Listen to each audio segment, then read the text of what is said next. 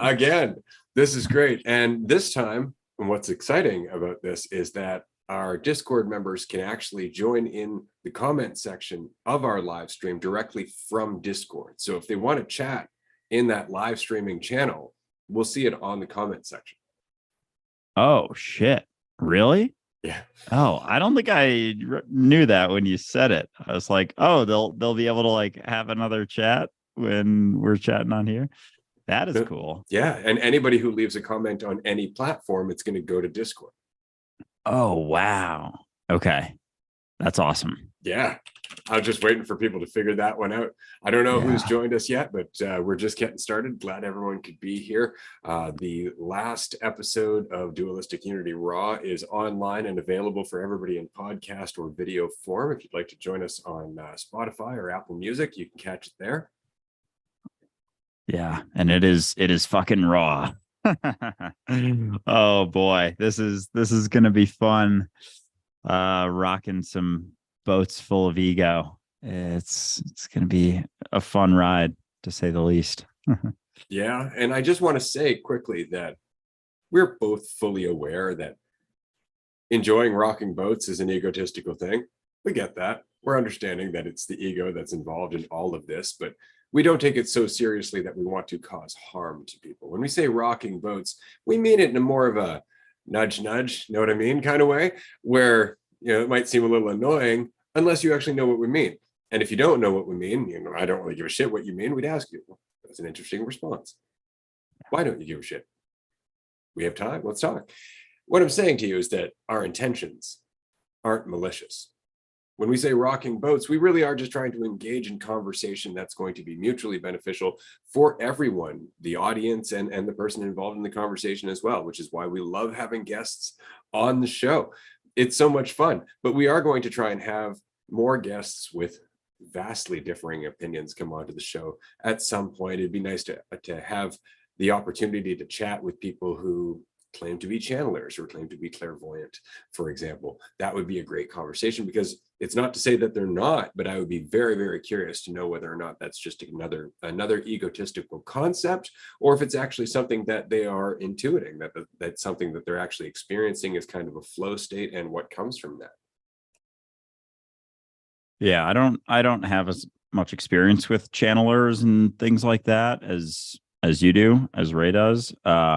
So I'm really just going to go into those a lot more curious. Like, I want to learn about what channeling means. Like, what the hell are you really doing there? And so I'm just going to be genuinely curious in those conversations, wondering, like, just asking them questions, like, where do you think it comes from, and try and dig into how clearly they see this stuff. And then it'll probably come full circle as to, okay, so if they do see it pretty clearly, why are you holding on to all this identity and all these labels and all of this sort of thing? And I can imagine a lot of them their responses typically are something like, well, that's, I'm existing in the world, gotta pay my bills. And then the conversation will likely further into potentially the harm and the destruction that comes with holding on to that idea that you can't find it within yourself, that those things that you're searching for need to be found through other entities, and just pushing the egotistical, identity-based illusion of division at the end of the day is really what's happening. And it's fascinating, the fine line and the razor's edge between recognizing it and recognizing the harm that comes with it versus not. Like, being able to recognize unity and the lack of division, but then going back into pushing this egotistical mindset and taking part in divisive behavior. Like, how do you not see the harm that that's doing if you're able to recognize it? And if you don't see the harm, then do you really recognize it? Yeah, exactly. Well, that's the whole point. Like, are you just saying you're against these things, or do you actually see the point?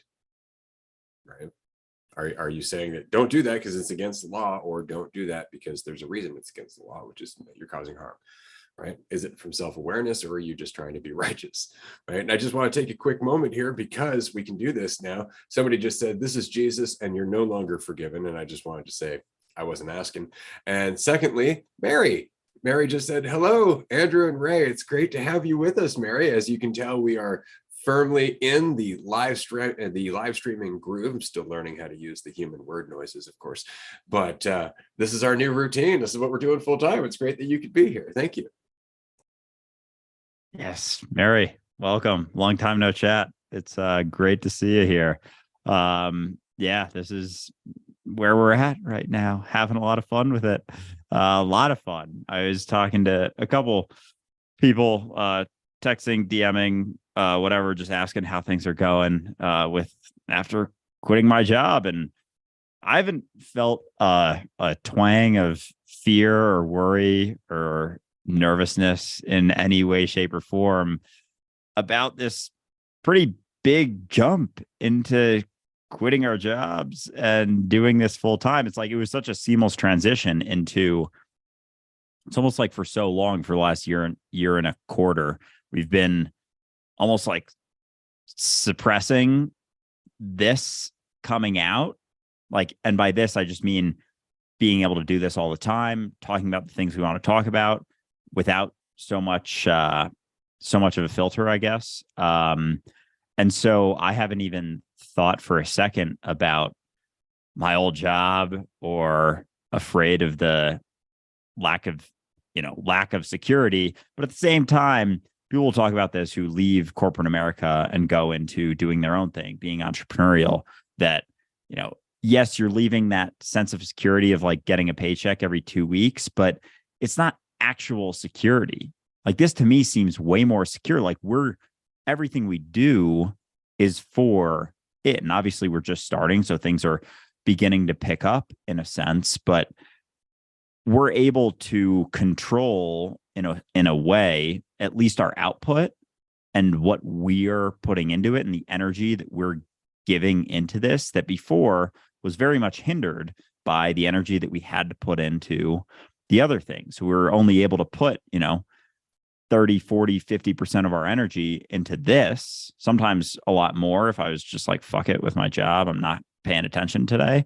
But it's been very interesting to finally be in it and see just how much more mental and physical energy that I have for this, being able to wake up every day and think like, this is work right now. This is my meeting that I'm signing into, is jumping on this and chatting about shit I love chatting about in my free time all the time. And it's like just a video camera and a microphone in front of me. But this is what I'm doing in my free time anyway, with whoever will listen. So now here we are talking about it at work. And it's awesome. Yeah, because it's everything we want to do. And what's funny about that is there's no real egotistical want in there. It's just a fun conversation. And we see how much of an impact it has because people who are interested in the conversation do something with it in their lives. And that's why it's so rewarding.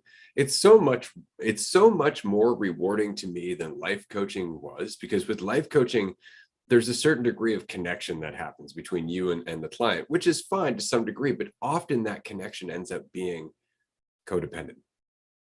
They're coming to you because of the role that you have as a life coach. And I know therapists who go through the same thing, that they are perceived in a certain way. We talked about this on today's episode of Dualistic Unity movie review, when we were talking about What About Bob and his perception of Dr. Leo Marvin. That episode will be released this week, by the way. We have a movie review series now, just saying. But in that life coaching role, it's difficult to equalize the relationship. It's difficult to break down that barrier because you're actually calling yourself something that kind of implies that barrier is there, and it sucks for that reason, which is why I really enjoyed the retreat, where everybody kind of arrived with this idea of us. And within a day or two, that idea was gone, which is what made everybody get along, was the fact that, oh, this isn't, nobody knows what the hell this is. We're all just figuring this out, right? Nobody's in charge. Nobody is, running the show. And that was what made it so organic. But the same is true for our podcast. The podcast informs us. as much as we're informing the podcast by any means. We go through the comments, we go through the Discord, we go through the chat, we get messages from people. They all inspire us because there are things we don't know, lots of them, lots of things and lots of considerations that we haven't gone through yet. I mean, we just had an insight the other day about intrusive thoughts that I'm still chewing on. And there's so much more left to even see, but we wouldn't get there, we wouldn't see it if not for you, the audience, the listener, and the people participating in this community. And by participating, I mean making shit work in your life, going through the hard stuff, finding a gem or finding a pearl and all that horseshit, as it were, and making it valuable to you because that's what you have to work with. That's all this is about. If I can do that for the rest of my life and never worry about thinking about money or bills or anything else, because I don't need anything. As everybody knows from watching the show, I have a very select group of t-shirts that I wear pretty much all the time until they wear thin enough that I can't wear them anymore because I don't give a shit. None of those worldly things have any appeal to me. I don't want a new car. I don't even drive. Right? I don't want a giant, massive mansion. To me, that just seems superfluous and it doesn't make any sense. Like, what are you gonna do with all that space? It seems like a waste when you could be helping someone else or just being outside in a yard. Makes more sense to me. So I don't have any desire to be rich and famous. None of us want to be Andrew Tate. Right? That is the funniest part about this, is that there's no desire to be anything like Andrew Tate or any one of those people who's like, look at me and how rich I am. And oh, I've got fucking 15 cars and that makes me better. And it doesn't at all. It's laughable. It's just fucking laughable that you think it does. Like, that's the whole point. That's the whole point. Anybody who is interested in you because you own 15 cars is the kind of person who's superficial enough to only talk about cars. That's fucking boring. And I don't want any part of it. I want something deep and rich and fulfilling for everyone, because then we all benefit. And that's what this is all about. I just went on a bit of a rant there. No, I love it. Yeah, it's so funny looking at that side of identity and egotism and everything that comes with that desire to be something for everyone else, for everyone to look at you in a certain way, that you hope that they'll see you in a way that they're like, oh, that guy is so cool. He has so much and I want to be him. And really, it makes me wonder, because it's almost, in a sense, people who follow Andrew Tate, like, is it not all rooted in jealousy? Like, all of the people who follow him to get to where he's at, it's like rooted in a sense of jealousy, in a sense of like, I want what he has. So the core of it is jealousy, as opposed to being able to recognize within themselves what's potentially available. They just want to fit this idea of someone else who's doing it, who's so insecure that they need all of these things for you to validate them. Like, it's really fascinating. And when people buy, like, you know, all the name brand stuff and all the things that they think make them worthwhile, as we were talking about yesterday, like, all they're doing is buying an idea, spending more money on an idea to build the already fictitious idea of themselves because they think it impacts it. And like, we're just caught up living based on ideas and illusions and thinking that it's real and thinking that it's the truth. And it's so fascinating. And when people value other people based on that, and then they want all of those things to build up that sense of value within themselves, like, do you really want those types of people to look up to you, and like for you to look up to? Like, is that the type of person that you want to hang around, that you can't be yourself around because they can't be themselves and they need all of these things in order for you to look at them in a certain way? And any time that you hold on to a bunch of different shit in order to show how much you're worth and how valuable you are, which includes money, like, is that not just the most insecure way of existing you can possibly imagine? Like, being secure is secure within yourself as you are, without needing external things to validate that idea of yourself and be seen as more valuable. So anytime you're doing that, literally the definition of insecure, when you need all of those things to secure you because you think they are. But yeah, and going back to the podcast informing us and us informing the podcast, like it's really, the symbolism there has been really cool because that's constantly the case. Like, just no differently than us impacting our environment impacting us, the podcast being the environment, us being us. And when you recognize that more and more clearly, those lines between the two begin to blur. They get way more blurry until you recognize that, whether it's the environment or the podcast or whatever, like, you are the podcast. The podcast is you. You as the listener are the podcast, no differently than we are the podcast. And the podcast is us and the podcast is you. And so when Ray says going out and doing things and being a part of the podcast, like, we don't even mean specifically listening to the podcast or being on Discord or being on Patreon. Like, we think of the podcast as a mentality, like dualistic unity mentality, recognizing unity in the face of an illusion of duality and being able to exist within this illusion, but not take it so seriously, so you can be free and be yourself for the same thing and be relaxed and be open and be vulnerable and be honest and be, find that sense of security within yourself and not need all of those other things in order to feel secure, which is the definition of insecurity. So yeah, you are dualistic unity, and never forget that. Damn right. Damn right. Well said. Since we are live now, and this is Andrew Tate's domain, I thought I'd like to address something quickly, because we're talking about identity, we're talking about ego, and we're talking about how fragile that is. And Andrew Tate will often say, "Oh, I've escaped the matrix. Look at all my cars," which always makes me laugh. But it's not that he's a bad person. And this is something I'd like to say straight up. I don't judge him for being a bad person. I don't judge him for his views or anything else. I recognize where they come from and that they have certain consequences for everybody involved with him and him. Absolutely.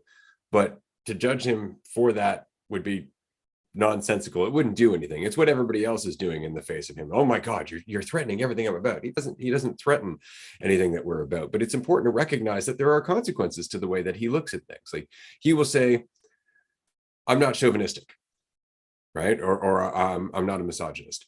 And he'll just say, "I just think that a man and a woman have certain roles in a relationship that they are supposed to live by, and that I'm supposed to be looked at in a certain way by my partner, and they are supposed to act a certain way where I'm taking care of them." And so the whole thing is ego-based. It's all based on him having a certain role that's set, that defines his value and defines who he is. So he never, ever has to question that. And he knows who his partner is going to be because they have a certain role and they have a certain perception of him that they're supposed to have. And if ever they question that, and that's the danger right there.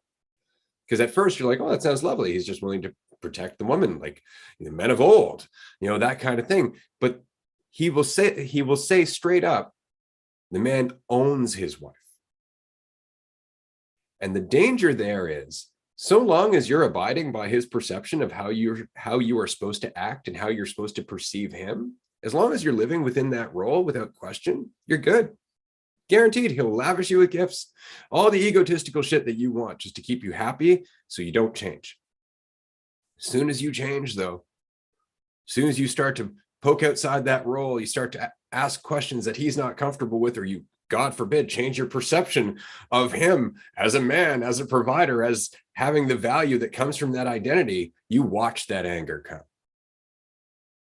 You watch that reaction. You watch how threatened he becomes, because you're shaking his whole foundation. You're shaking his whole world of what makes him valuable and makes this relationship solid. And this is what's going to work into the future, despite the fact it never does. The relationship he's talking about never, ever ends up with two people being happy and respecting one another, because there's nothing to respect. You're just living within a little box, hoping to get through it until death. So that's the danger.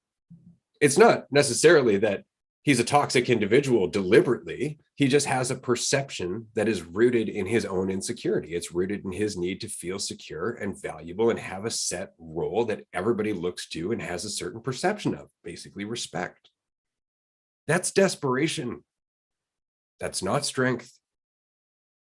And I just wanted to mention this quickly because it's come up, and I know he has hordes of little followers, and most of them are mid-teens, so they don't really understand that they're looking at him through the lens of ego development. They don't understand they are still trying to feel valuable by comparing themselves to assumptions of other people, not recognizing they're just assumptions and you can't measure your value. But they don't know that. And so they look to him, they see all the shit he's got, and they go, yeah, that's going to make me valuable. I want to be like him. And he is taking advantage of it. I was listening to a creator the other day that basically was one of the first people who challenged him on his little live streaming kick, because apparently what he likes to do is go on to these little live streams, but with other younger people who are playing Fortnite and shit. So basically he's targeting teenagers. He's targeting younger egotistical people, and he's dangling all these fucking baubles in front of them and saying, look at me, you want to be like me, don't you? Just so he can sell Hustlers University. Right? So it's marketing. And he knows it, but he'll actually say, oh, no, I'm doing what's right for these young men. They're going to be free. They're going to work for themselves. They're going to be just like me. It's like, fuck you, man. You had an entirely different path, and you had an entirely different path. You're offering a silver bullet that doesn't work for anyone except you. And that's just the fact, right? But again, you can't have that conversation with him because he's just going to lose his shit and start defending himself, right? Spinning hypotheticals that don't actually exist that make him look better and better and better. He's very much like Trump that way. Yeah. And how fragile is someone who acts like that, who needs all of those preset rules and requirements for someone to act in a certain way? They need to follow their rules themselves to act in a certain way. And that's literally the definition of fragility. And he talks about people being so fragile and, they get offended so easily. Meanwhile, he's holding on to all of these beliefs and concepts and rules and ideas about the way men should be and the way women should be. And it's just the way they should be. And like, that's the antithesis of freedom right there. That is the opposite of freedom, is holding on to all these tenets and rules and ways that you have to live. And all that he was ever doing on social media is saying whack shit to try and validate his own point of view. And people who are very egotistical hold on to that. And they're like, oh yeah, that makes me a better man if I hold on to this and follow this and do all of this. And it's like, all he's trying to do is validate himself. And so he literally probably created Hustlers University to validate himself and his idea of himself and everything that he holds on to, because he needs to, because he isn't free, because he's lost in illusions, because he's lost in all of these things that he has to hold on to. And so, yeah, it's fascinating. And I wonder how, I haven't, obviously I haven't seen much of him since he was wiped off the face of the internet. But I've heard that he's kind of shifted his point of view. And so I guess that brings me to something else that I've wanted to talk about, and we've talked about a little bit, is censorship. And that whole thing, because we've talked about censorship a little bit, but there's more and more coming up and coming out regarding, Kanye getting censored on Twitter, just regarding censorship in general. Like, it had gotten out of control with the old Twitter agenda, that there was a ton of people who were wiped off the face of Twitter because they didn't agree with, the current narrative that people were trying to follow. And so I'm curious your thoughts when it comes to censorship and just like where you're at with it. I know we've talked about it before, and I'm very much on the side of like anti-censorship, but at what point is it valid, I guess, and to what degree? And are there certain types of situations that it is valid? I know we've talked in the past about how it never is, because things should be able to be openly expressed, and someone who's a piece of shit or like a racist bigot piece of garbage should be able to say all of those things, and then the market respond to all of that and be able to refute their points and actually learn something. Because when we just straight up cancel people for the sake, we don't actually learn anything and we don't actually progress. We just push it under the rug. and patch it up like a, sinking ship. We're patching up the holes thinking that that's going to solve it. But anyway, Ray, curious your thoughts. I just wanted to caveat quickly on the racist piece of shit comment. It's not that you're a piece of shit. It's that you don't understand how lost you are. Just wanted to say that there are things you don't know that you don't know. No judgment. You can learn if you're willing. That's all. Just wanted to add that quickly. Back to your point, I think it largely depends on the system that we're a part of. So what I mean is that we're a part of a capitalistic system where companies are actually considered to be people legally. So if people have free rights, then so do companies, or if they have rights, then so do companies. So the company itself, having created the platform, has every right to kick you off of it because it's their platform. And that's the nature of our system. And they're absolutely right. They're right. If I made a platform and some asshole went on there and started saying a bunch of shit that was trying to, undermine the point of the platform, I'd be tempted to kick his ass off for sure. For sure I would. But the problem is that that's based on me and my ego and my vulnerabilities and my insecurities and what I think is right or wrong. And there's the danger, right? Because what if I'm just insecure? What if I'm just trying to validate myself? Now I'm literally filtering everybody's information through my lens. And that's dangerous, right? But again, it's the product of a system where corporations are considered to be people, right? Because if they weren't, then the filtering or the censorship process would be more democratic. Let's just say it wasn't Twitter, okay? That it was in fact a social network with all of the functions of Twitter, but not called Twitter and not owned in a corporate structure with a CEO and a board and so on and so forth. So the actual social network would be run by us, by the system, it'd be, kind of like running on the blockchain, decentralized, right? So how would you censor people? Well, you'd have to have a vote of all the people involved on that network, right? So then it wouldn't be up to one administrative branch. It would be up to everybody who's a participant on the network. That might be more representative of what people are willing to deal with. In that kind of environment, if you had an uprising of a neo-Nazi sentiment and the entire group went, whoa, we don't want this here. Well, then it'd be hard to make the argument that you're censoring them because it is, by the majority of the people running that system. So they're saying like, this is not the right tone, kind of like taking a dump in the middle of a living room floor. It's like, this is not the appropriate place. Right. And it's true. I mean, there's nothing that's really so bad about that, because you're not saying you can't speak. You're saying this isn't the appropriate place, but you're doing so in a democratic way where it's the representation of the people in that place as opposed to you from on high deciding what can and cannot happen. And so I think that changes things considerably. That all said, I do think that we should be giving people a chance to not just say whatever egotistical shit they want to say, but to be countered. I really think that should be a part of what we're doing in terms of our public forum or our public discussion. Like, it's so often the case that you'll have somebody who's egotistical and will go, we got to shut that guy up. And then the only person talking to him are other egotistical people.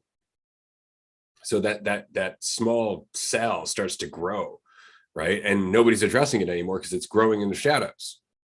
Because now we're not talking to it. We're no longer allowing it into the public discourse. And so there's a danger there. There really is. I think that those things are best brought into the light and addressed publicly. But to do that, we have to have a hell of a lot more courage than we currently do. Like, we are fragile as fuck right now. And I mean that sincerely. Like, we're so threatened by people of opposing viewpoints. Like, an argument is somehow going to kill us. Right. And that's the problem, is that we lack the capacity for proper argumentation, largely because we lack clarity in ourselves. And so whenever we get into an argument, especially a political argument, it's all based on ego. It's all based on what validates me. It's not actually based on the platform or on the logic behind it or on any degree of planning. It's all based on these short-term promises that make me feel awesome. Yeah, I'll follow you right now. That's got to change. Like, we really do have to realize that we're not so easily threatened by opposing viewpoints and people who don't agree with how we see ourselves, but we can't get there so long as we still think how we see ourselves is the seat of our value. Absolutely. And it's funny that point you bring up about we've gotten to a point where we think an argument is going to kill us. And because we are existing in these illusions and in these ideas of ourselves, arguments can kill the idea of ourself to a degree. Sorry, my dog's going berserk right now over here. I don't know if you can. She's like scratching the carpet a bunch. She'll quiet down. But yeah, it's funny because it's very reflective of our societal mentality right now. This fear of and how fragile we are, because the idea that we believe that we are is so fragile. It is so malleable. It is so easily able to be impacted by words, by thoughts, by ideas. Someone can say one little thing and no, it's not going to harm you. It's not going to impact you. But we've gotten to a point where it's like sticks and stones may break my bones, but words will never hurt me.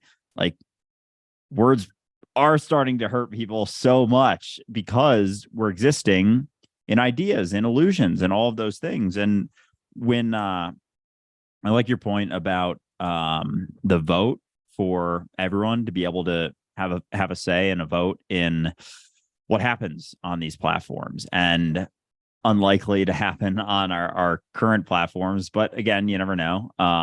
But that would make a lot more sense than just a couple people, because you're able to actually garner a response from the group. And so often people will talk about the silent minority versus, or the silent majority versus the loud and obnoxious minority on certain topics. Like we hear, and with cancel culture, it's like, it's not that most people want cancel culture to happen. It's just that the people who do want it to happen are by far the loudest, and they're the ones screaming about it. And the people who are like, that doesn't really make a whole lot of sense, or that's kind of crazy to do stuff like that, they aren't speaking up as much because, I don't know, a lot of times they're just doing other things, focusing on their lives as opposed to, focusing on everyone and everything else. And so if we were able to vote on things, I think there would be a lot more of an understanding of the collective mentality, because as much as we talk about the collective mentality being very, very egotistical, I think a lot of what we hear about in the news and et cetera, it's like just publicly, is a minority of people who are very, very, very caught up in identity and very caught up in ego, and they're the ones yelling the loudest. And so if we were to be able to shift to hear what everyone would actually want, I think there would be a lot more reasonability, because it's similar to when you go to a restaurant and you want to leave reviews. It's much less likely that you get people leaving positive reviews when they have a positive experience. It's more likely when someone has a negative experience, then they're going to go leave a review. And that negativity or feelings in that way are much more easily voiced and much more aptly voiced in any situation. So I think as a society, we're experiencing a lot of that with people who are, feel a certain way versus those who may not agree with it, but just aren't going to take the time to speak out and do it. But I think we're also getting to a point where people are starting to realize, like, oh shit, there's a lot of fucked up stuff going on. Maybe everyone should start talking a little bit more. And that's really all we're doing here, is that, this collective mentality of believing that we are what we think we are, and this illusion of division believed to be the truth. Like that's all we're talking about now. It's us just talking about this, not necessarily trying to change the world from the outside, but change it from within, change ourselves, have this conversation as often as we can, which is a big reason why we quit our jobs, so we can just continue talking about it more and more, get in front of more and more people to share this mentality and let them know that there are other options out there. You don't have to keep holding on to what you've always known, what everyone else is doing. Like there's another way to live, because how many people are really free out there? Even the ones who think they are, the ones who think they've escaped the fucking matrix, are more deeply rooted in that fucking matrix than most other people. Nicely said. Absolutely. Amanda had left a comment here that we do unofficially vote with our attention. More followers, greater audience. I think ideally that would be absolutely the case, but that's not what happened with Tate. What happened with Tate was that he was getting a lot of followers, and it freaked out a bunch of people and they deplatformed him. Whereas had that played out naturally, I think that he would have continued to amass followers to a point, and the attention that he would have had as a result would have kicked into more opportunities for dialogue, or at the very least more criticism, more skepticism, more of an eye on him. I think that deplatforming him without giving us the opportunity to really get a good look at what he was trying to grow, unfortunately just means it's going to pop up again, right? Possibly in a different form, because admittedly it was almost the same crowd that would vote for Trump. Like, it's almost in the same mentality behind Tate, except surprisingly, Tate is actually less abrasive than Trump. Yeah, it is. It's just interesting that, I don't know, with cancel culture specifically, like how little we're willing to look into the big picture with most things in general. And I wonder if that's just like a product or a attribute of an egotistical mentality, is not being willing to look at the potential impacts of things longer term or further into the future, the impacts of things. And I guess it's dependent. I don't think it's necessarily fixated to just short-term thinking necessarily, but it is less expansive, I think. I think that maybe is what it is, because it's so focused on or through the idea of you and that division that you perceive between yourself and the rest of reality. So yeah, I guess it's not also always long-term thing, but at the same time, like, I don't know, it kind of is. Like, we don't really think too far into the future of the actual impacts of it, because for cancel culture, for example, we don't recognize that this is going to pop up again. Like, covering things up, pushing it under the rug doesn't actually fix anything. So I guess that's it, is that egotistical mentalities don't want to look at the root of something, because that illusion is the root of our suffering. That idea is the root. So it couldn't look at the root because it is the root. And so I guess that makes sense. So it always needs to look at the external and the short-term response and the things that are going to, be able to be utilized as a Band-Aid as opposed to as a potential cure. And it's just not willing to look at the more maybe difficult reality of what actually needs to be done, as opposed to just, canceling someone, just making this person feel good. And that's the other thing, is the feeling better versus getting better mentality. The ego is always just trying to feel better. Oh, we just canceled this person, I don't have to feel bad about, what they're saying anymore. But are we actually getting better as a whole? We don't recognize that is us that we're canceling also. And so pushing them under the rug and not actually having a conversation isn't allowing us to get better. It's just allowing those who cancel them to feel better temporarily, but it's not actually solving anything. No, it's largely like letting an insecurity just kind of sit in the back of your head. You're not dealing with it. You're just covering it up, distracting yourself from it, trying to make it go away. And then all of a sudden, here it comes again, and it has friends because it's had time to actually build more insecurity around it. And that's it. Somebody was saying here that deplatforming is a free market response. Yeah, in a capitalistic, egotistical free market, which means that, here's a good example.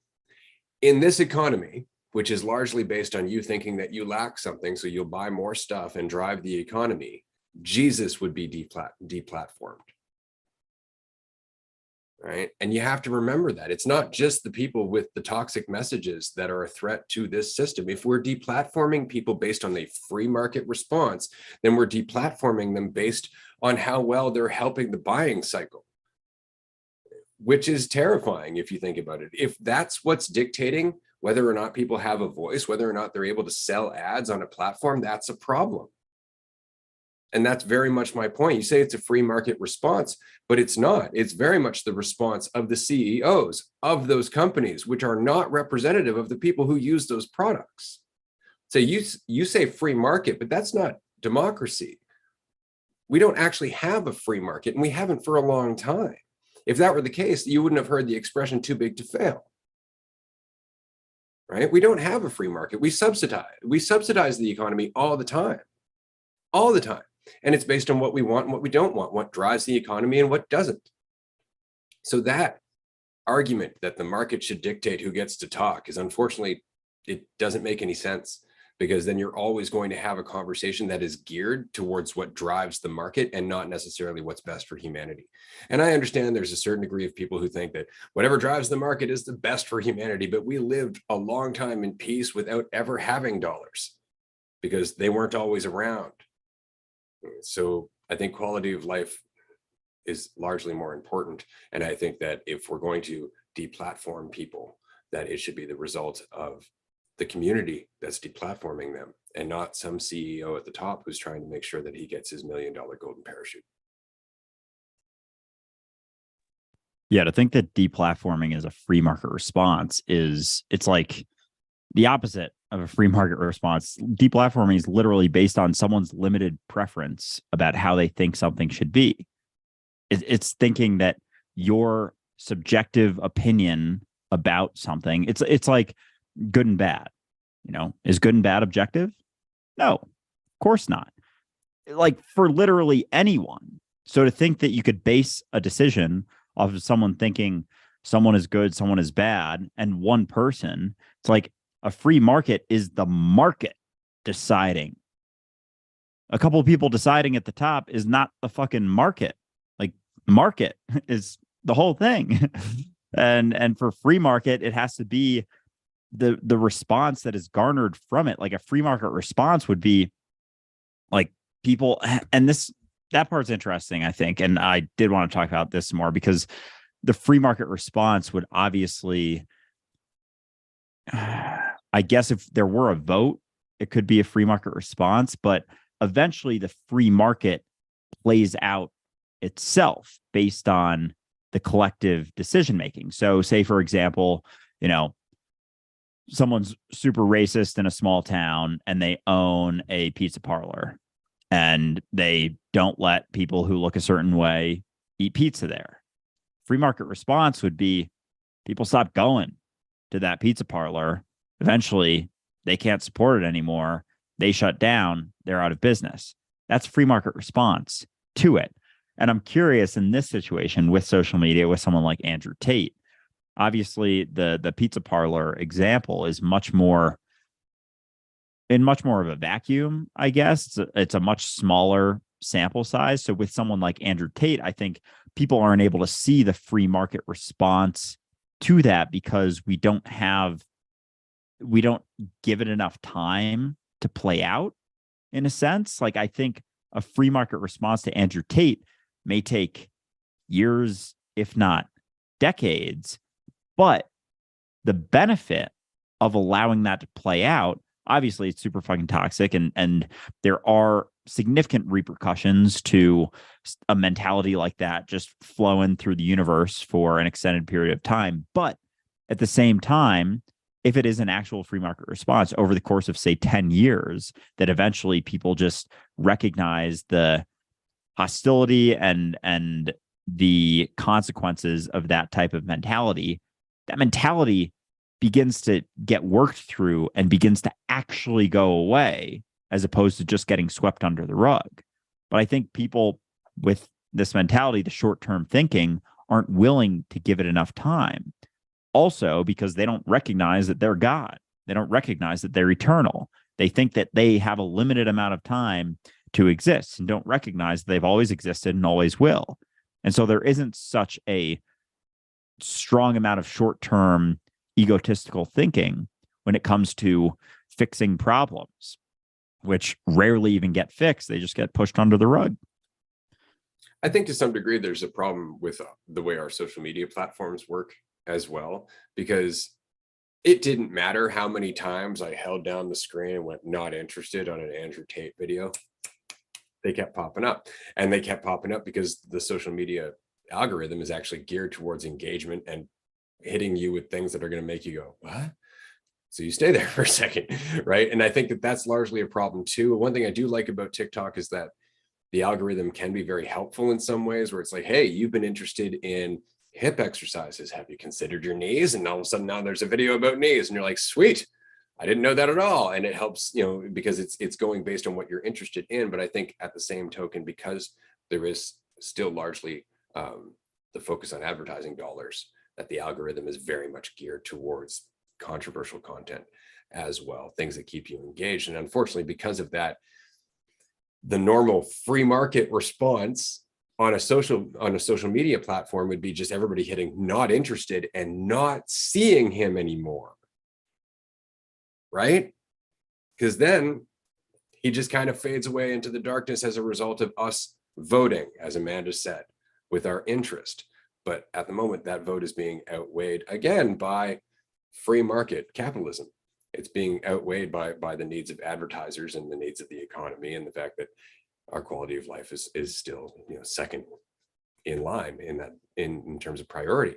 And so that kind of works against us. But yeah, I think there could be a lot of things that could be done to make this less controversial, or at least less complicated, right? I think a lot of the complication comes from the fact that we're trying to do what's right while making money. I think that makes it very difficult to navigate this, because we're always going to end up coming back to, but what about the money? And that's where our integrity always fails at some point. And it's because we still prioritize money as control, right? And control and certainty and all of the things that go with self-identity. And so long as we are egotistical, money is going to be here, and it's going to be modifying everything we do. Yeah, definitely. And yeah, that is a very good point with social media isn't really a representation of a free market, because it is very much an algorithm that is specifically controlled in a certain way. The algorithm shifts based on how they want it to shift. Obviously, pretty much always comes down to watch time, which is our attention.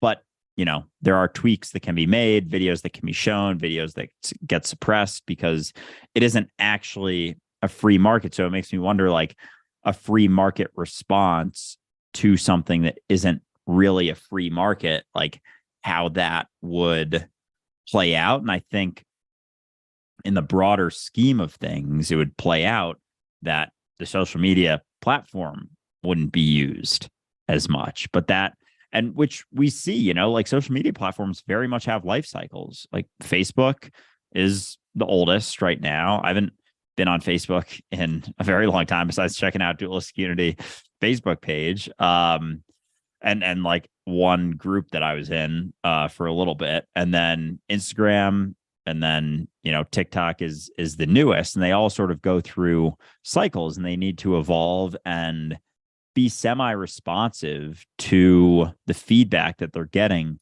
from the market. So there are market dynamics that are involved in that, but at the same time, like over long term, and I think that's the thing is we have to think of these things as very much longer term situations, which may be beyond any of our current incarnations lifetimes. Like that could be how long of term we're thinking, but that makes people super uncomfortable, because they don't see themselves again as being eternal. So they're not willing to look beyond before they get old.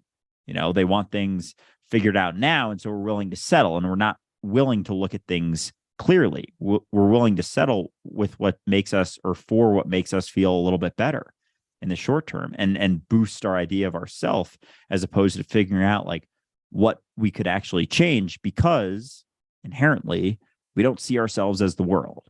We see ourselves as little individual egotistical identities, and we're always trying to build them and hold on to them and keep them around as best as we can, and are so focused on how they're being perceived by everyone else that a lot of times we hold on to ideas that we may not even fully prescribe to, because they cause us less conflict in our life.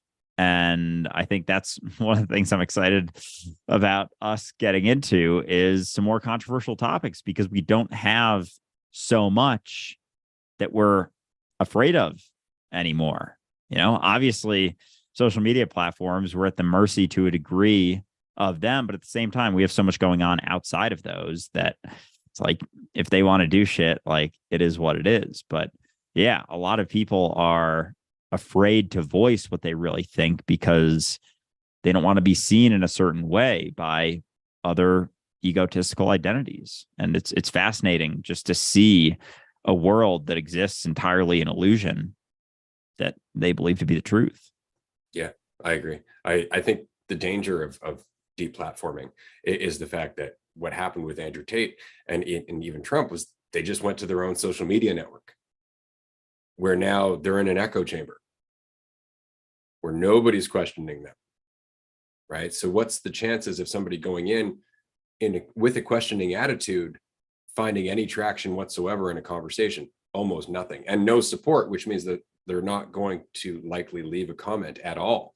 And so Tate, who wants to be self-validated all the time, is going to find that's exactly all he's hearing all the time, which is going to make him more motivated. Whereas if we had the opportunity to challenge him, be skeptical, and talk about it in a public forum, then at the very least, even though he may never change his mind, and I'm not going to say he will never change his mind because everybody changes, man. I'm not going to say that he lacks the capacity to have a moment of insight and humility, because we all do. But more importantly, very much like we were talking about, my habit of going back and forth with people in the comment section on our TikTok videos or Instagram videos, it's the people watching the conversation that matter. It's not just him. It's everybody watching that conversation, because while he may not get your point, somebody else may go, oh, that's a good point. I never actually thought about that. And I've been following him this whole time without ever thinking about that. That changes my considerations. That's the point. Right. And God knows I don't trust people in the mainstream media to ask questions that dig to the heart of egotism, because they're based in egotism. So that's the other problem, right? So I'm glad we covered that quickly. I wanted to say that I'm well aware of how excited you are to get into some controversial shit. I was talking to Melissa about that earlier today. I'm like, I don't know what I've signed up for here, but Andrew seems very excited. I am likewise excited, but I am also very aware of sensitivity. We are getting into this with a degree of empathy, and it's important that we keep that in mind as we get into these controversial topics, because it's very easy to get into an opinion and get lost in that opinion.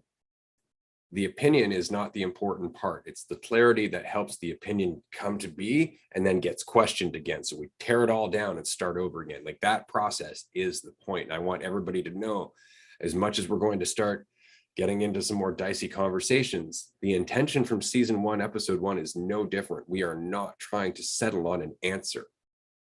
It's the process of looking at all the considerations that allows us to act with intelligence moving forward. That's what we have faith in. But we can't do that without questioning. We can't do that without looking at it. We can't do that without, unfortunately, getting into conversations that, if somebody just catches a small bit and judges it without looking at the whole context, is likely going to piss someone off. And that's okay, because God knows I've pissed off a lot of people in my life, and I'm okay with that, because I know what my intentions are. That all said, we have a comment here I wanted to get to. And it was, where'd it go? Where'd it go? It was, can you please explain how to let go of limiting beliefs? Okay, so I want to address this one really quickly. This is the easiest way to be in the process of letting go of all of your limiting beliefs. All of your beliefs are limiting.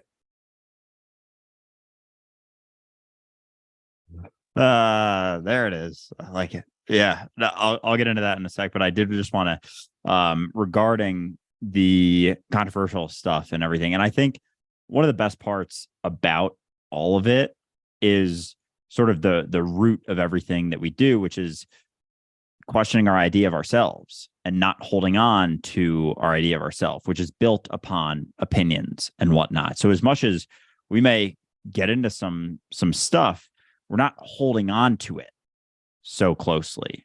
And I think that will allow us to shift. And, when someone fires back and makes a great point about something, you're like, that's a fantastic point. I'm going to reconsider, and I'm going to shift, and I'm going to change. And it brings about something I was just thinking about regarding our idea of ourselves and investing in our idea of ourselves, and how it plays into the sunk cost fallacy. And because so often with people like Tate or Trump or super egotistical people, they will invest more and more in the idea of themselves. And Dr. Leo Marvin, in the movie What About Bob, which we just watched, we're doing movie reviews now, so that'll be out at some point this week. And so you could see in his progression deepening into the idea of himself, and through that you're less and less willing to change because you're so heavily invested in that idea that changing becomes this sort of sunk cost fallacy. Like, you've invested so much time, so much energy, so many ideas and whatnot into this idea that you think that if you change, you'll be losing all of that investment. Whereas if you loosely hold on to any idea of yourself, you're willing to change, at the drop of a hat, because there is no solid idea of yourself that you're holding on to. So it actually allows you to shift and change and flow with new conversations and new evidence that's provided and whatnot. Like, we're very much not holding on to anything we say as truth. And people will say, well, I have my beliefs, you have your beliefs. And it's like, no, we don't. We do not have beliefs. We do not hold on to things. I'm here now. That's the extent. That's as far as it'll go. Beyond Not even that, sure what that means.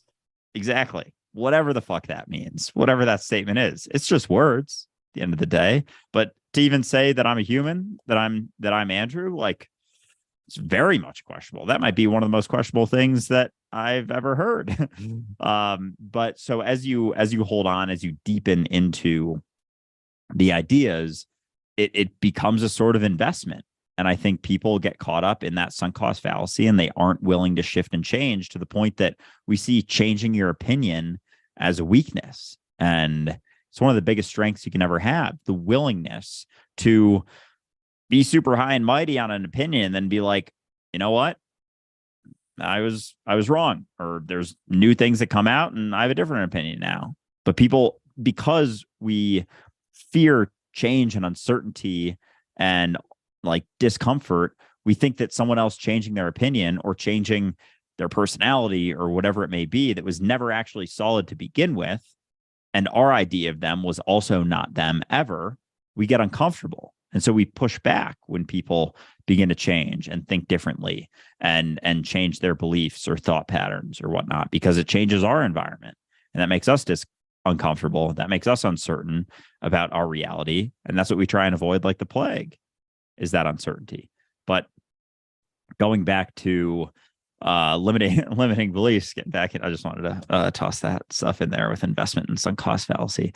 Limiting beliefs, that I like that any belief you hold on to is limiting. And a lot of times we'll get caught up in thinking, oh, well, if I don't believe this, I must believe this. If I have all these negative beliefs, I need to start having positive beliefs. And it's like, oh, it's belief.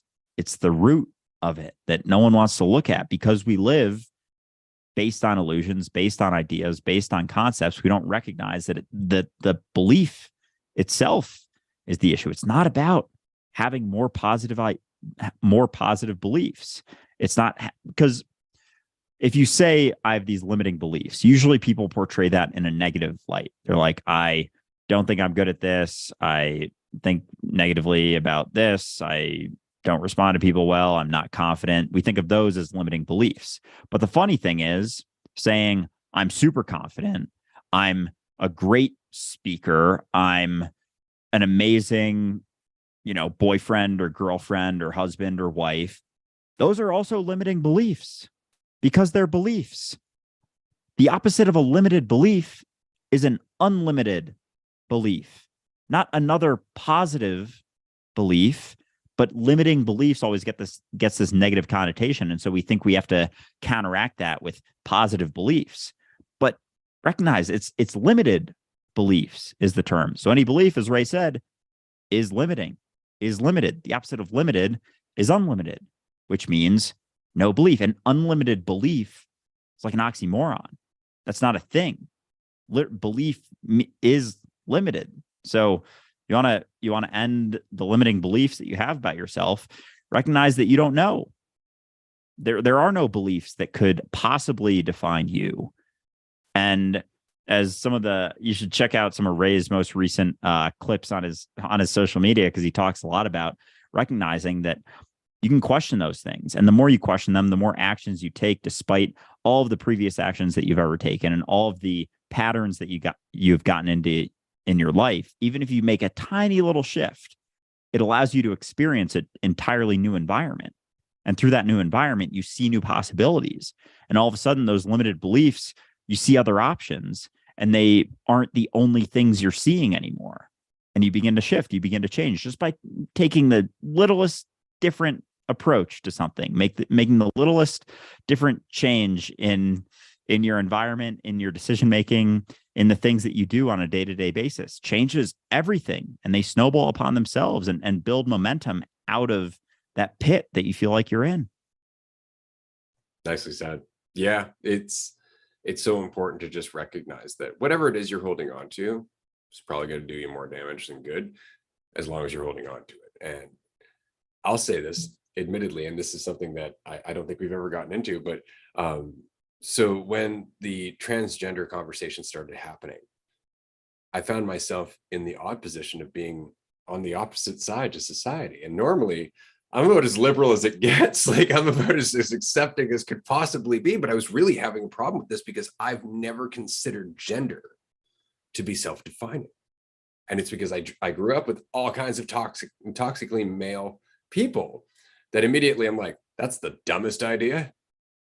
Being a man's like this. No, that seems really weird, you know? And so to me, it was just, it's biological. That's all it is. It doesn't define you or how you dress or how you act or who you are or anything. It's just so the doctor can go check and solve that part of the exam with relative ease. And to me, that's all it was. And so all of a sudden now, this idea that gender is a social construct gets introduced. And my brain just went batshit crazy. I'm just like, I don't understand this. I don't understand this at all, because it equated to me saying I'm Batman and then expecting you to call me Bruce Wayne. Or I'm sorry, not to call me Bruce Wayne, because that's a secret. Just call me Batman. Right? But the point is that I would have had these expectations of you living up to something that I'm holding on to that is only for my purpose. I couldn't rationalize that. I was having the hardest time. And then I ended up getting to know some trans people, which I found really interesting, because I did know some trans people back in Toronto years and years and years ago, before they were called trans people. That was just who they were, right? And because I never held on to the idea like a male is this, it never really dawned on me that they should have another label, right? And so I was really having problems with that. But then I started recognizing where this is coming from, and it's coming from the very same mechanism that made those toxically male individuals cling to the idea of male. It's the very same thing. Nothing has changed. We are still holding on to an idea and trying to use that to define ourselves and give us some guidelines as to who we are and what lane we're in. It's just as bad. It's just as dangerous. And we don't want to address it that way, but at least seeing it that way, being able to question myself and go, hold on, I don't like how I'm seeing this. Like, I don't like the conflict I'm having with this, because I couldn't understand it. I had to question myself over and over and over again until finally I'm like, right, okay, now I see the person and what they're doing, rather than the label and what they want me to think it means. And that's always the case, right? That's always the case. But just like, what about Bob, right? Where he was seeing Dr. Marvin in a certain way, it made it impossible for him to relate to that person, and vice versa, because they were holding on to ideas of themselves that made it impossible for them to bridge that gap. And that is the biggest problem I see with holding on to gender identity. It's just another identity. It doesn't matter what that identity is based on. It's just another fiction. It doesn't define you, because you can change. But if you're holding on to an idea and saying, this is me, then you're locking yourself in a box. And you're welcome to do that. You can do that. I'm not judging you for doing that, but you should at least be aware that that's what you're doing. You should at least spend some time considering the long-term impact of what you are committing to, because you're committing to conflict with reality. That's it. As long as you double down on a fiction and define yourself by it, there is always going to be something that comes along that threatens it. Always. Okay? Unless there's nothing to threaten, in which case you are fluid and able to change all the time. And isn't that exactly what trans is supposed to mean? That you're in transition all the time? So you're never holding on to one thing ever? See, to me, that's way more progressive than just changing what we call ourselves, is letting go of the idea that it means anything. And it took me a long time to rationalize that, because I couldn't figure it out. You have to question yourself, because often if you're having a problem, if you're having a conflict, it's because you're holding on to an idea, or you just aren't understand where somebody else is coming from because they value an idea that you never did. In which case you have to question yourself again. And so I just wanted to share that, because it's kind of a personal story of how I've progressed in my perception of what is happening, to eventually recognize, shit, it's the same fucking game that we've been playing, and we're still suffering for it, just looking for a way to feel better. But just like religion, leaving one and jumping into another doesn't fix the problem. You have to identify the problem, which is the fiction at the core of it. So I just wanted to share that quickly. No, that's awesome. I think it's funny too, because when I bring up things about, this conversation or religion, and I'll get responses a lot of times like, how do you know that's not what's best for them? Like, you don't know what's best for them. And you're right, I don't, but I can see the consequences that it's creating for them, the difficulties in their life that holding on to this idea is creating, because the test is anyone saying anything, do you get offended by it? You're creating conflict for yourself in that. Like, it's a pretty fucking easy test. Like, do you get offended when people question it or don't meet your expectations? And it's the same thing. It's just so many expectations. And it's talked about a lot. Like, it's a big Stoic thing is don't have any expectations and you won't be disappointed ever. Like, no expectations, no disappointment. And therefore less conflict and suffering. And so we're creating all these expectations for everyone else that we don't have to be doing. Like, we can experience the things that we're experiencing, but to expect everyone else to abide by your idea of the right way to be, or the right way to act, or the right way to respond, or the right way to refer to them is insanity. It's fucking crazy to think that everyone should cater to you. It's the most egotistical way of living that you possibly could. Think that you decide something and everyone else in all of society should cater to that little belief and that idea. And I'm really curious what Ray's thinking right now. Because, and this used to be one of my biggest beefs when I was going through the dating scene, was this constant expectation, again, based on gender stereotypes, that you have to perform a certain way with your date, right? Always found that really interesting. Like, oh, you got to open the door for me. Even if I'm an absolute dick, right? Like, you got to go first. You got chivalry. It's not dead. Even if I treat you like a piece of shit, right? And it's the same thing. It's expectation, right? When I first met Melissa and we started hanging out and we started dating, and she's like, well, aren't you my boyfriend? Aren't you supposed to be like getting me flowers and take me to nice restaurants? And I'm like, you sound like you have an expectation that you should meet somewhere else. Because I'm not here to fulfill a role. I'm here living my life. If you'd like to join me while I live my life, I'm more than happy to share it with you. But that doesn't mean I'm suddenly dancing to another tune just because somebody says I should. More importantly, just because a bunch of fucking dead people thought I should. Right? And that's the problem, is that a lot of this culture, a lot of these habits come from generations where it didn't even make sense then, but they were uptight and egotistical and trying to be rich, right? Because they were judged for being poor, because they lived in a system that was unfortunately making most people poor, like it always has. So we have all of these habits and expectations based on this hierarchical structure of seeing ourselves, and we just keep doing it. We just keep going through the motions. Right? Well, why? Well, it's familiar. My parents did that. My parents and their parents did that. And who gives a shit? Really, if it doesn't make any sense, stop doing it. right? But then what are we threatening? Well, we're threatening our legacy. We're threatening our family line. We're threatening the culture. We're threatening everything we've ever known. Good. Because I don't know if you've noticed, it's not doing very much in terms of helping our quality of life. All it's doing is making us feel more secure because we know what we did last year. So we're going to do it again this year. And that's how we stagnate. That's how a pool of clean running water turns into a moldy fucking puddle. And does that sound like a good visual for what we want humanity to be? No. Yeah, and it shows how lazy we are too. Like, because taking the easy way out is just going based on what everyone else has ever done. So it's really just so fucking lazy to continue living in the way that we always have. And just, issues come up like, yeah, that's been a consequence to this mentality. And it's just like, what consequence? What are you talking about? We just fucking close our eyes.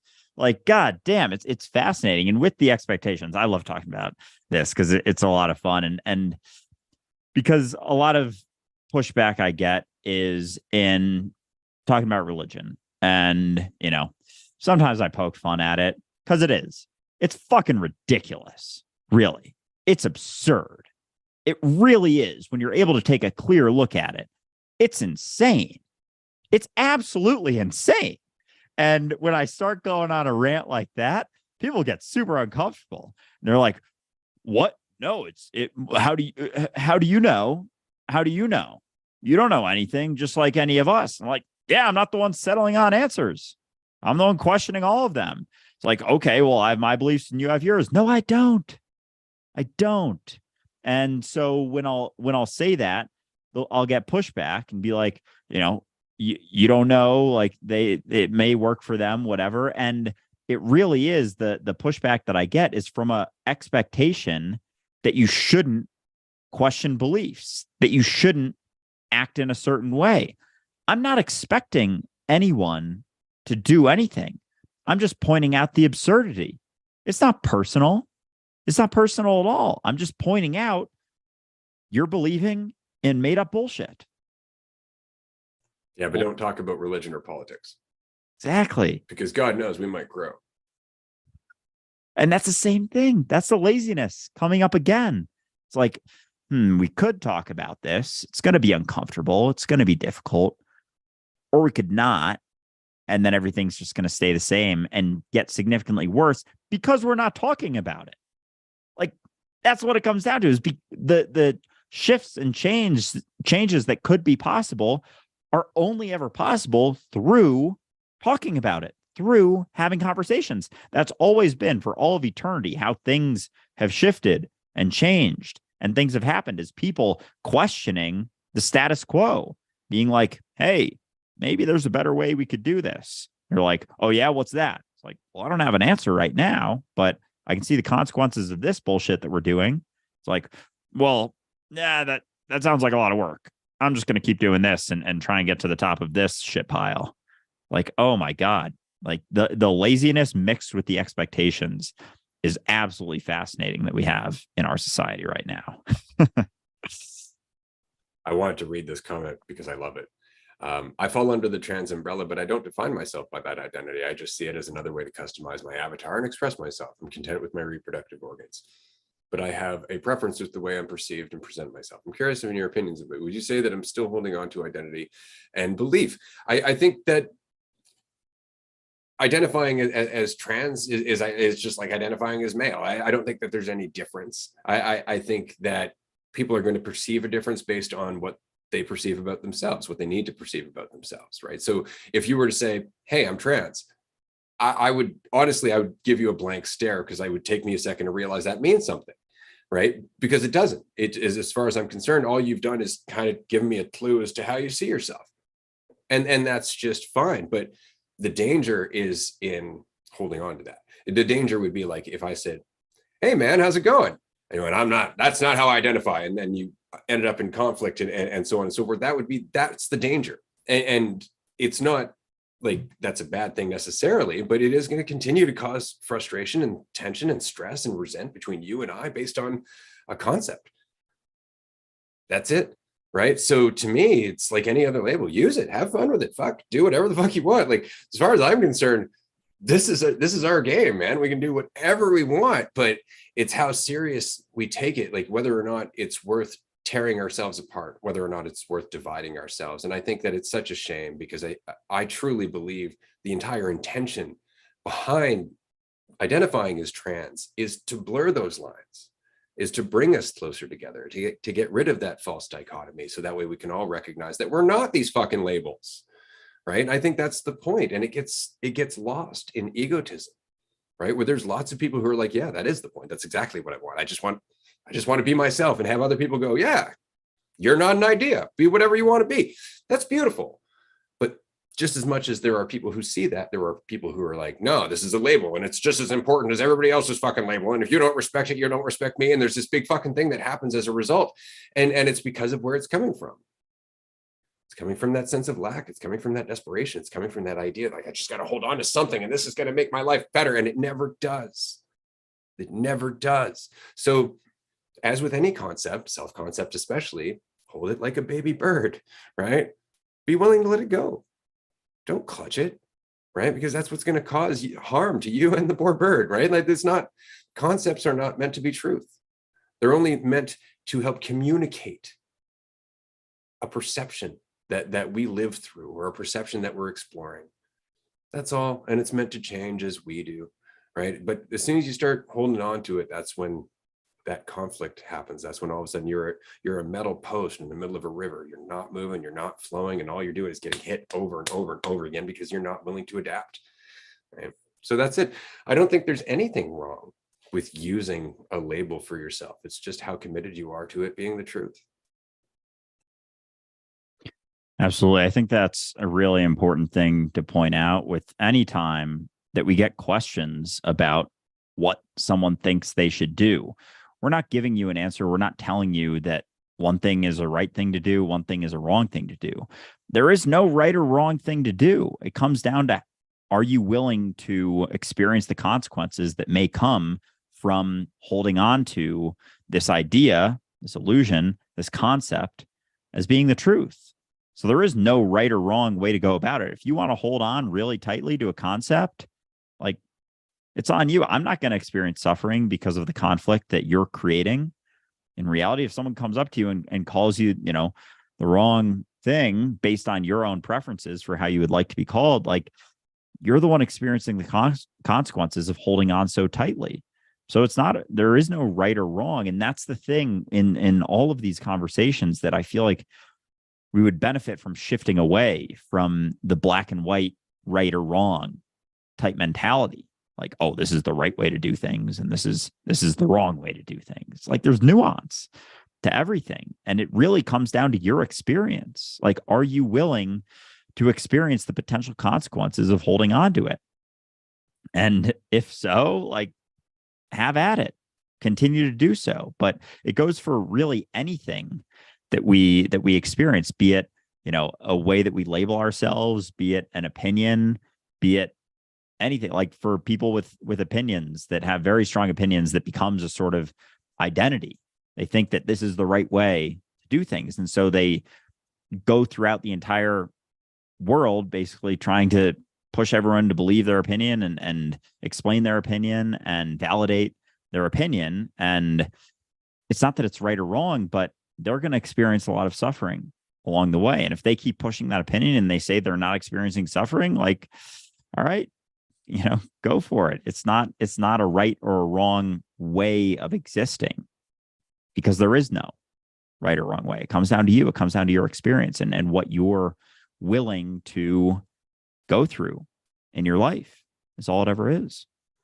Yeah. And if we knew that collectively, if that was actually something that we practiced, this wouldn't be such an issue, right? Like, that's the whole point, is the reason it's so difficult to change your label and change your perception of yourself is because everybody else is so fucking rigid, right? And it's because we've been rigid for so very long. And so there's this transition period where we're letting go of this fiction. We're letting go of the need to define ourselves in such rigid terms. And again, that idea of safety in numbers, which again is something that unfortunately the trans movement is kind of bouncing between. You've got on the one hand people who are like, yeah, I'm fine being me. And then there's other people who's like, I want to be part of this community.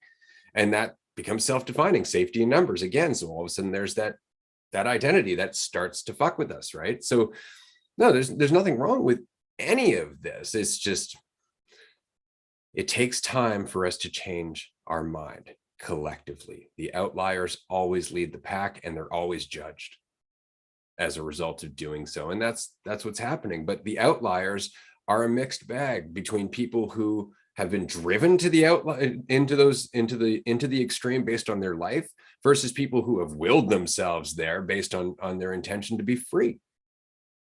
Right. And everybody on that extreme end has a different reason to be there. And unfortunately, we haven't figured that out yet. We haven't figured out that that's the direction we're going in. We're still looking at the reasons that we're going there. And what's funny is that society is desperately trying to use its old bag of tricks to deal with this new mentality. Oh, trans people are valuable and mean just as much as everybody else. Like, no shit.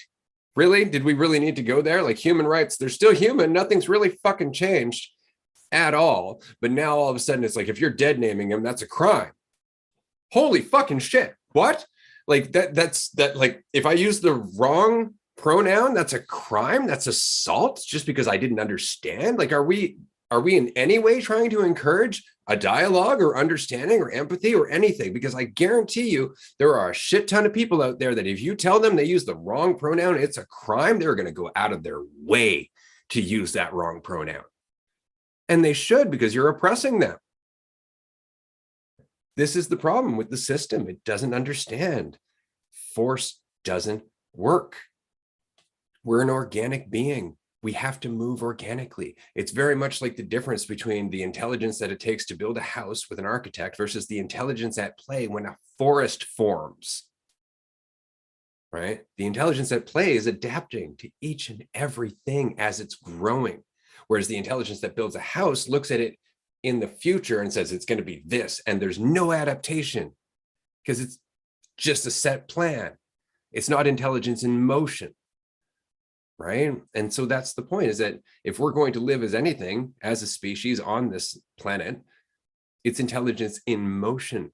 We have to start acting as the organic being that we've always been. But if you take a plane and you fly over North America, you can tell real quick that we're very far removed from that, because the whole thing looks like a fucking circuit board. It looks like the inside of a computer. There's no fluidity, there's no flow. We've mowed down everything to flat gradations or straight lines. And then we wonder why nature's taking a shit fit. Because we've removed all of the organic growth in it. We've removed all of the things that keep it in equilibrium. Like, it's so funny to me in the prairies or down in Tornado Alley in the States. Why are we getting so many tornadoes? Because you cut down all the fucking trees. That's going to make a difference. Right? But we don't look at that. We don't look at the consequences of what we do. We just look at the benefit of what we're doing in the short term. And then the consequence comes along later. Don't worry, we have control. We'll fix that. So we keep taking snowballs that are falling down the hill and throwing them back up the hill, not expecting the avalanche. Like, that's how fucking blind we are. But in order to flow, Ray, I need faith in myself. And that's scary. Like, that's really what it comes down to. It's this idea of control versus flow. Like, in order to flow, you need faith in yourself. You need to be willing to not know what's coming next, but look around with clarity and see what's happening right now. And just like the idea of ourself not being here now, it's always fixated in the past, or, worried about the future, or the future idea of ourself. Depression, anxiety, fear, worry, all of those things are never here now. And flow is only ever here now. It's always here now. And so in order to be able to flow, we have to let go of the idea of ourselves, in recognizing that if we don't know what to do next, it's not going to impact us, because we're going to be there in it, as that moment, shifting and expanding and growing and flowing with all of it. But as long as we're holding on to this illusion of ourself, we can't flow, because if, God forbid, something happens, we do something wrong or stumble on our words or say the wrong thing, like, it's going to impact the idea of ourself that we believe is us. So much of this, like with everything, like with recognizing unity, like with seeing things clearly, it has to be through letting go of the idea of you as being the truth. Like it always comes down to that. And I had a question. What is dead name? What does that mean? So using your old name when you've transitioned or when you've identified as transgender, typically you rename yourself according to the gender that you Right. are. Always ends up being some, new agey and out of a science fiction book. Often is the case, which is fine. I mean, it's cool. It just kind of goes with the idea of like I'm reinventing myself, which is just fine. But yeah, the idea of accidentally using their old name, and this happens in schools a lot, where they're reading off literally the list of birth names, and they're saying like, David, and then it's like, that's not my name, and then you're dead naming me, and then that teacher gets fired.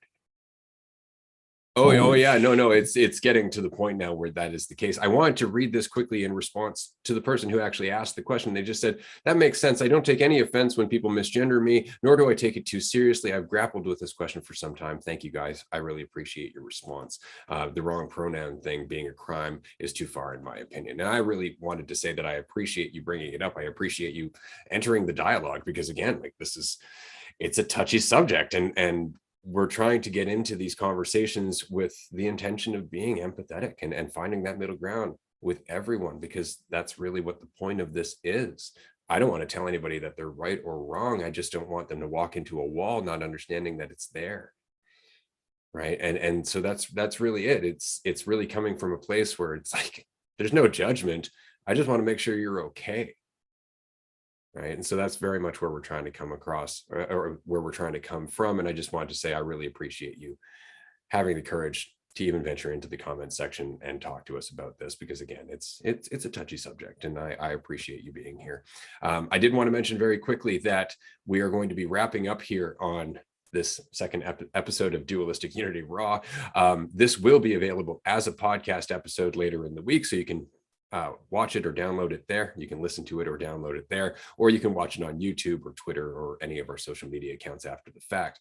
We will be continuing at the top of the hour, so in approximately 35 minutes, on Patreon, where you can actually be on the screen with us talking back and forth. If you have questions, you can raise your hand. We'll address you. You can share your stories, your victories, your challenges with us. It's a great time. We do it as often as we can. I mean, at the moment, I think we have 15 hours of discussions every week starting this season. So we really want to connect with everyone. If you have the opportunity to join us, we'd love to see you at patreon.com/dualistic unity. Yeah, I love the Patreon chats. Those are always a ton of fun to be able to just openly discuss things in person.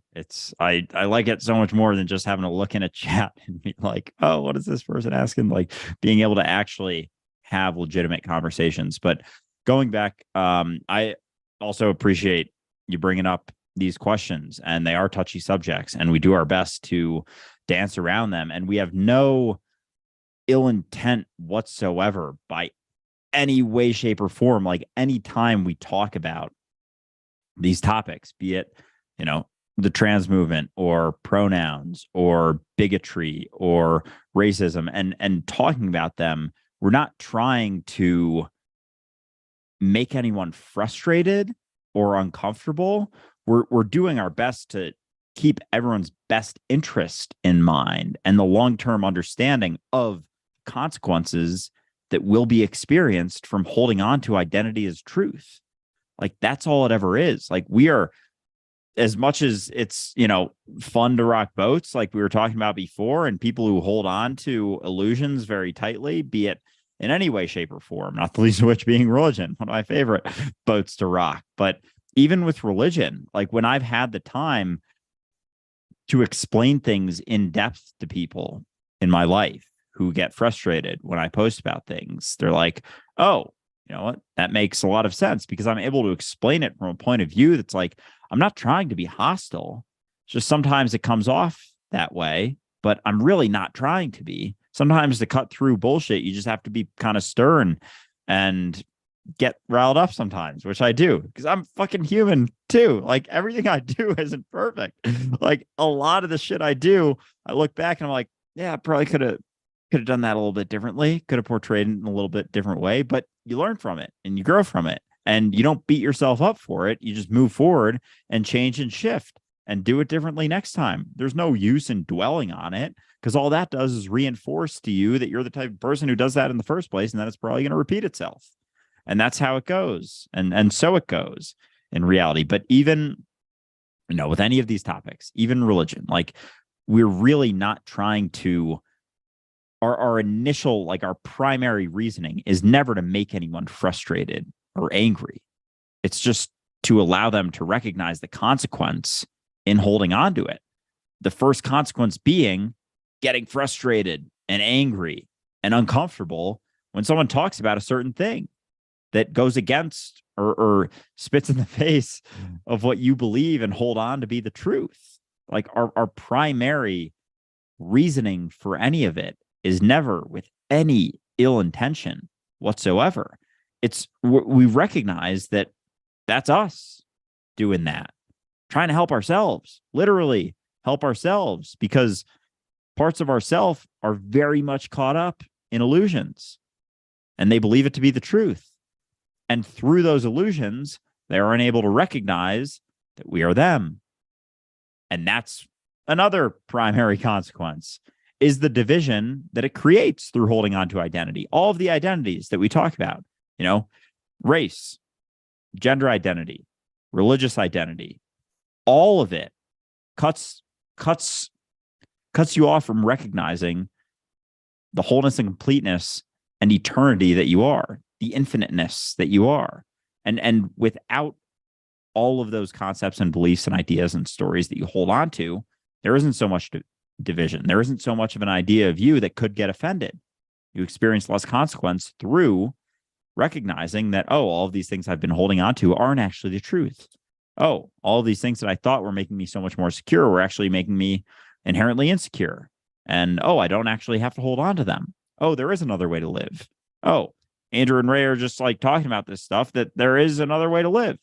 There's another opportunity. If we're doing anything, we're doing our best to show you that there's another way to live. Not even tell you, but show you there's another way to exist that doesn't involve belief and doesn't involve so much goddamn identity, except for when it's convenient. Being able to say, hey, Ray, as opposed to, hey, you. That's way more convenient. And that's all it ever needs to be, is a convenient sound that comes out of this mouth. It's an option. That's it. Yeah. We're not trying to convince you to be in the mentality that we're exploring, because we don't need to. Frankly, I'm free. You can do what you want. Right? It's a great line in a movie. I can't remember what it was. It's kind of a futuristic movie with Ron Perlman. Anyway, there was this line where he's like this, he's a priest, and he knows that this apocalypse is coming, and it's because they have this history book and they know it's a cycle thing. Anyway, and the guy's like, well, what if I don't share your beliefs? And his response was, my beliefs don't require you to. Which I thought was great, because that's it. Like, we don't have any beliefs, so there's nothing for us to defend. So there's really nothing for us to convince you of, except that you can also live in a state where you don't have to defend anything, which is kind of nice, right? As an option. I also wanted to say that while I will enthusiastically throw myself in the face of religion itself, I won't do that to a religious person. Religion as a structure is fucked and deserves to be burnt to the ground, right? But people clinging to religion are people looking for some degree of certainty, or looking for some degree of value and some degree of a structure to live by, something that tells them everything's going to be okay, and that people aren't going to come and murder you and take all your shit, because there's a structure of what's good and bad, and there's a God that's making sure all that shit has balance. And so there's a reason they believe. There's a lot of reasons they believe, and it's not their fault. Like, we've grown up in the last several hundred years, 1,000 years or more, going through this egotistical cycle of very much looking to God like a parent figure, right? We're just now becoming adults. We're growing into our divinity, if you want to look at it that way, right? But it takes time. And so while I will happily dance around the Vatican when it burns to the ground, what I'm saying is that people themselves are important. Religion's not. I'll tackle that shit all day long. And I just wanted to say very quickly, because I know we've never mentioned this on the show formally, but at some point, as this continues to grow, Dualistic Unity is going to visit the Vatican. And that's going to be a fun video episode. Hell yeah. Oh, I could see us doing some sort of segment where we prop a table up right in front in that little square they got there with some outlandish statement on it, like a change my mind type setup. Oh, that would be a lot of fun. But yeah, it's funny because people get offended when you spit in the face of religion. I like that term. It's kind of aggressive, but when you severely question a certain mentality or a certain ideology or a certain concept. And because they attach their identity to it, they get offended. And so they confuse you coming at this concept that isn't them as you coming at them, which isn't at all what you're doing. But because they are lost in illusion, they see it as you coming at them. But it doesn't mean you are. It doesn't mean we are ever. Just because you believe that you are that doesn't mean that you are. And doesn't mean that if someone comes at the concept that you believe to be the truth about you, that you identify with, doesn't mean that we're coming at you. But you just happen to be identifying with it. And so it's an important distinction to make that I think a lot of people get hung up on because, we believe that concepts are a part of us and the things we identify as are us. So therefore, if someone comes at an identity or a concept or a belief, they believe that it's us coming at them or it's someone else coming at them, but it never is. Just coming at the concept, coming at the ideology. That said, I just want to make it clear that if you are offended, if we have upset you, and you are blaming us for that state of mind, I am more than happy to talk to you as you work your way through that. I think that's the whole point. Like, yeah, we're rocking boats, but we're not leaving after the boats have been rocked. We're still here so we can help talk about why that boats are rocking, maybe help it find some equilibrium. But the whole point is that I love you. I love you like I love myself. Your life is as important to me as my life because we are life. There is no division whatsoever. And if it means that you're going to perceive me negatively just so you can experience a little bit more freedom in the long term, fucking go for it. You judge me as much as you want because it's all part of the process of you eventually being free. I am absolutely willing to be not the victim, to be the villain in this case because it's a short-term villainy, right? It's the type of villain that you look at your teachers growing up and go, why do you have to be such a dick? And then you realize, oh, right, because I was learning shit and I didn't appreciate that. That's the kind of villain that we're willing to be. It's just in the short term, we absolutely expect to be vilified. We absolutely expect to be told that we're fakes, that we're taking advantage of people, that we're hateful. And this is all shit I've heard in the last 3 days. I'm not making this up. These are things that have actually been said to me recently in the last few days, just commenting to people and saying, you're defending an ego. You're defending an idea. You're causing conflict. You're coming in here trying to validate instead of finding some middle ground. And that's it. Whereas if they come in and they're not doing that, they really are trying to establish a middle ground or a connection, we welcome them with open arms because that's what this is all about. But the rocking of votes is an opportunity for us to grow. And if we're avoiding it, we're not growing as much. But in order to do that, somebody has to be willing to let go of what they think of themselves so that way they can facilitate that. Somebody has to be willing to be perceived negatively. We're more than happy to do that. I've been doing it a long time without anybody asking, so I'm going to keep doing it. Yeah, and with rocking boats and change, like discomfort is a prerequisite to change. So if you're unwilling to change, but you're feeling discomfort, you're going to resist that a lot. Or if you're unwilling to recognize the necessity for discomfort in those shifts. And oftentimes people do resist it because they don't want to change because they think that it makes them more comfortable. But again, that response, that offense that you feel, that discomfort that you feel is the consequence of holding on to that belief. Like it's in plain sight right there. And I wanted to read one of this was funny from Amanda.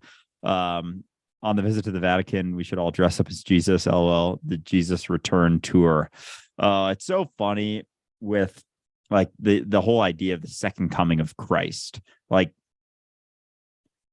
because no one actually wants to look at what Jesus was actually saying. They just want to hold on to an idea of, as we've started saying more and more, of zombie Jesus that we hold on to because it makes us comfortable. And now we've literally created a whole new look for Jesus. He's a white shredded hippie guy with great abs hanging up on a cross. It's like, what the fuck have we done? Like, how egotistical are we that we have switched Jesus from a Middle Eastern person who's probably borderline, like very dark skinned, to now this guy who looks like he came straight out of the 70s, just off an LSD trip with a surfboard, Woodstock with a surfboard, like down in San Diego. Like, what the hell? That is hilarious. And there's even people who believe that Jesus was in America, like in the US, which has existed for literally almost no time whatsoever relative to all of reality. And so, yeah, it's just fascinating to think that there could never be a second coming of Christ in the way that Christians believe there to be. The funny thing is, the second coming of Christ has always been happening and always will happen. Like, it's literally constant, perpetually, forever, for eternity, here and now. This is the second coming of Christ. The entire world, as you, is the second coming of Christ. Still the first coming. Exactly. Yeah. Fucking A. Because Christ, and even to think like 2,000 years ago, it's just the idea that we hold on to now is all it is. It's not even something that happened 2,000 years ago. It's an idea that we're creating inside of our minds in every single moment that we're holding on to make us feel more comfortable and give us a false sense of certainty. That's so funny. If you were to stop looking at people as individuals, and like the coming of Christ is really what we're talking about, is the awakening of our divine intelligence on a collective level, right? But of course, Jesus, it was all Jesus. It had nothing to do with the people around him having this conversation, or the Gnostics, or any of those people, right? Like and so when we're talking about Christ consciousness, we're talking about the awakening of our intelligence, of our divine connected intelligence. And what better way to put a stopper on that shit than to give the credit to one person. Wow. Because that stops the whole collective. That stops everybody from being in the responsible state to actually make that shit happen. That stops everyone from participating as an equal, which is what brought it about. Wow. Well, that's a hell of an insight. We're going to have to wrap this up there in a couple of minutes, just because take a short bathroom break before we start on Patreon. I just wanted to say again, thank you, everyone who has joined us for this live stream. Really looking forward to doing these more often. The new schedule is on the website at dualistiCunity.com. So if you're curious about when we're going to be on live streaming, or when we're going to be on Patreon, or when we're going to be live streaming on TikTok and Instagram, which is another thing entirely, we're going to be doing that as well. So you can find all of that on the website. I did want to say quickly that our community Discord is actually connected to this live stream. So there is a live streaming chat section or channel in our Discord, and you can go actually back and forth with everybody who's leaving a comment directly from there. And there's a record of all of the comments that have been left today. So if you want to read through some of the things that have been said, you can do that. You will find this video on YouTube and Twitter and all of that other stuff. And then tomorrow or the next day, it will be made available as a podcast episode. Is there anything that you would like to cover before we wrap up today, sir? Not particularly. I think with the creation of the idea of Jesus and holding on to it so tightly, thinking about the collective ego, it's like, of course, that's the case. Of course, it's one dude who recognize, and even with the Holy Trinity, like recognizing that it's all one, 3 in 1. Like, we can't even understand that because we take division to be the truth. We couldn't even recognize that there's the perception of one that's actually connected to everything. Just like there's the perception of division, the perception of reality, or of duality, the illusion of duality, and the reality of unity. Like, that's all the Trinity is representing, is that it's the collective within, or it's the one within the collective as the collective. what is this? The Bible actually says God and Jesus are one. Yeah, exactly. Like the Bible literally says God and Jesus are one. Yet we take them to be literally different, divided entities. And now we have this father and son thing. Like God came down and banged Mary, and out came Jesus. And it's like, oh my God, it's so fascinating. But again, it's necessary. The ego needs that whole storyline to perpetuate itself, to create itself, or to keep itself around and create itself in every single moment, and ensure that it's being brought again into every single moment through majority of us. But it can't outrun insight forever. And it knows it. That's why it's trying to double down so hard on control. That's why the system is doubling down so hard on control and fear everywhere, right? Because the alternative is this returning to an organic being that is growing, which unfortunately there is no hierarchy in that, right? So all of those people who are benefiting from the illusory hierarchy that exists right now, they're not going to be benefiting for long, and they don't even understand what's next. They can't possibly understand what's next because they are so committed to where we've been and the continuation of that. So I mean, imagine here we are seeing a possible future. Here we are witnessing a possible option in terms of how to live. And we are still just forming just whispers of an idea of what's possible. And that's us who have been doing this work. Imagine people who have not been doing this work their entire lifetime, people who come from generational wealth where they've never had to struggle. They've never had to look deep. They have no idea what's coming. So as much as they might be enjoying their precipice at the top, it is a shaky one, and it will come down. It's just a matter of time. And luckily we have eternity. So on that note, we're going to wrap this up here. Thank you everyone for joining us. We will see you again soon at the next live stream. Do keep an eye out for the first Dualistic Unity movie review episode on What About Bob. If you haven't seen that movie, definitely check it out if you can. If not, we will provide an Amazon link where you can buy access to What About Bob through Amazon. Of course, a small percentage of that sale goes to Dualistic Unity, which helps us out. But of course, if you can find the movie for free, do that, because that's awesome as well. Yeah, absolutely. Yeah, check that out. It's a fantastic movie, and it was a lot of fun to watch it for the first time and then chat about it on an episode. So yeah, talk to everyone soon, and looking forward to seeing some of you on Patreon.